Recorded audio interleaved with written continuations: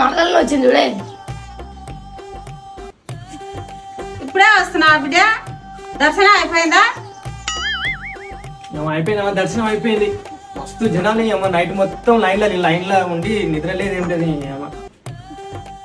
అనుకుంటా కొంతసేపు ఆగు, పిల్లగా జరా పోదు కానీ కాదు.